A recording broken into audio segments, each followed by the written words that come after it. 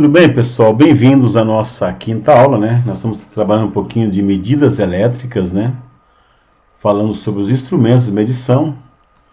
E vamos falar um pouquinho no início dessa aula sobre a classe de exatidão, ou seja, o instrumento que você utiliza no processo de coleta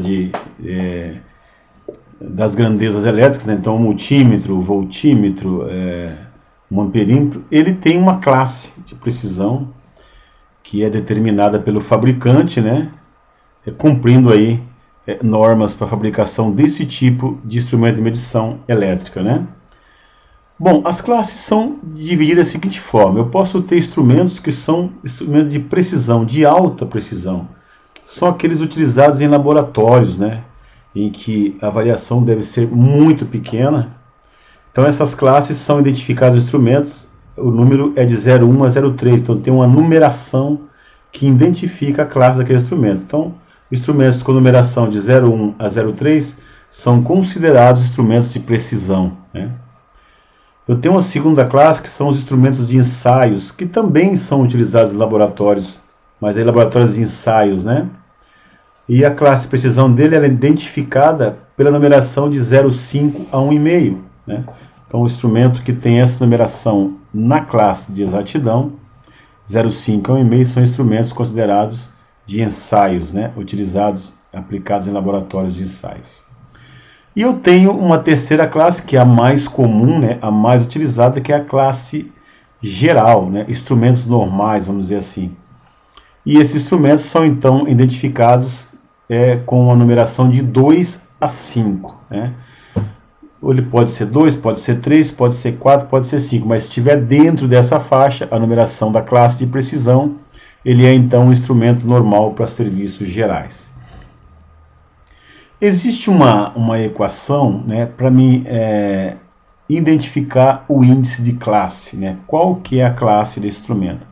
Então a classe do instrumento, é claro que é feito todo um trabalho estatístico daquele instrumento, né, de trabalho, para poder identificar a classe. Mas a classe nada mais é do que o erro absoluto daquele instrumento, né, dividido pelo valor do fim de escala vezes 100. Erro absoluto é o erro do instrumento, né, o quanto ele erra, o quanto ele se afasta da medida real. O valor de fim de escala é naquela grandeza que ele está medindo, qual que é o valor máximo que ele consegue medir. Esse é o valor do fim da escala, né? Isso vezes 100, né, dividido vezes 100, eu tenho qual é a classe, né? Então é possível, com essa equação, eu com o instrumento em mãos, eu identificar qual é o erro dele, né? Porque eu tenho esses valores, eu tenho o valor de fim de escala e eu tenho a classe. Então eu consigo achar o erro absoluto. Não é verdade? Vamos dar uma olhadinha como é que eu posso fazer isso.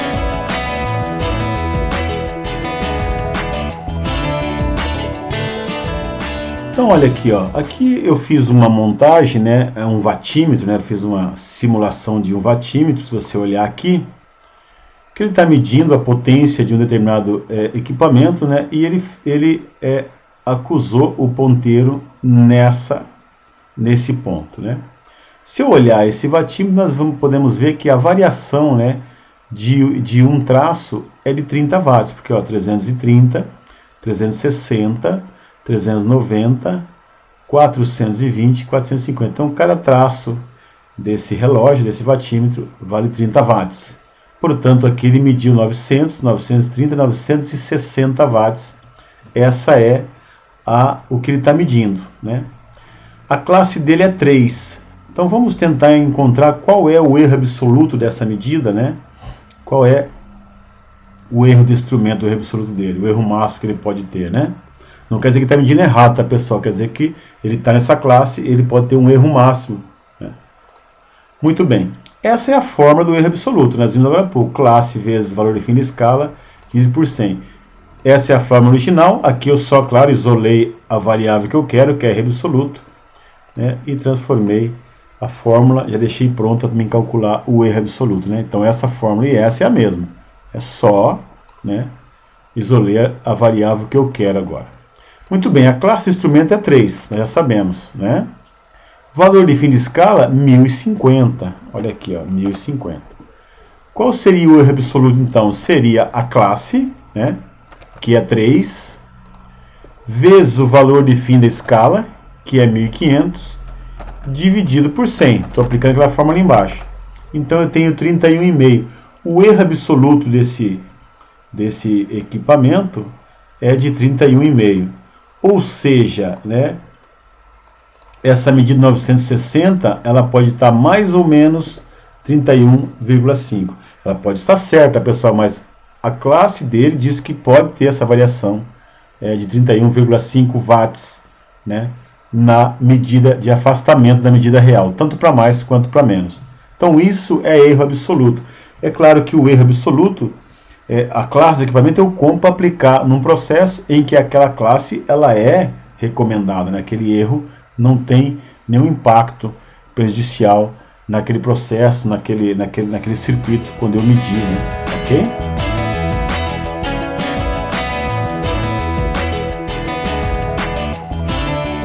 Também trouxe nessa aula, né, para nós utilizamos muito o multímetro, né? Vários profissionais da manutenção utilizam multímetros, né? Os eletricistas, os técnicos em eletromecânica e assim por diante, né?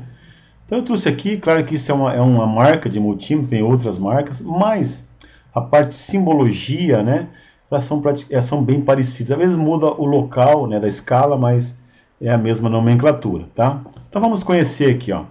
Eu tenho no meio, né, eu tenho na parte superior o meu display, né, onde vai ser informada para mim o valor da grandeza que eu estou medindo, né.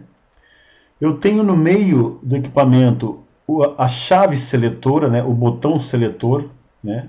Esse botão agora tá na posição de off. É importante saber que sempre quando eu não estiver utilizando o multímetro, eu tenho que colocar o botão na posição desligado, posição de off, para não consumir bateria, né. Esse multímetro eu tenho uma escala para medir tensão alternada, né? Olha só ali a simbologia de tensão alternada, né? Eu tenho uma outra escala para medir tensão contínua, né? A chave seletora terá que estar nessa escala para medir tensão contínua. Ali está a simbologia de tensão contínua. É através da simbologia que eu sei se essa escala é contínua ou é alternada. Eu tenho a escala para medir corrente contínua, né? Tá ali, né? Eu tenho uma outra escala que mede resistência, né? Nós podemos identificar ali, ó, tá em ohms, né? Tá até a simbologia, né, da resistência ali. Eu tenho uma outra escala que mede diodo, para medir diodo, né? E eu tenho um ponto para testar os transistores, né? Então tem os pontos para testar também transistor. E eu tenho as conexões, né, para as ponteiras. A conexão onde vai a ponteira preta, que é o comum, e o vermelho vai para medir corrente, né? Eu posso utilizar, por exemplo, nos dois bornes superiores, né? Então, basicamente, são as grandezas que mede um multímetro e são as escalas que eu posso utilizar. É claro que existem inúmeras marcas de multímetros, né? A gente trouxe aqui um, mas, repito, essa nomenclatura, né, essa simbologia, elas são normalizadas, né? O que pode mudar é o local da escala. Em vez da escala de tensão alternada igual nesse multímetro está lá em cima, na outra pode estar embaixo, não tem problema, vai estar lá a mesma simbologia, tá bom? Multímetros, que são os equipamentos de medição elétrica que medem tensão alternada contínua, mede corrente, né? Mede resistência, então ele mede uma série de grandezas, por isso que se chama multímetro, né? Porque ele tem dentro dele um amperímetro, tem um voltímetro, né? Tem um ohmímetro que mede resistência, por isso que ele é chamado de multímetro. Ok, pessoal?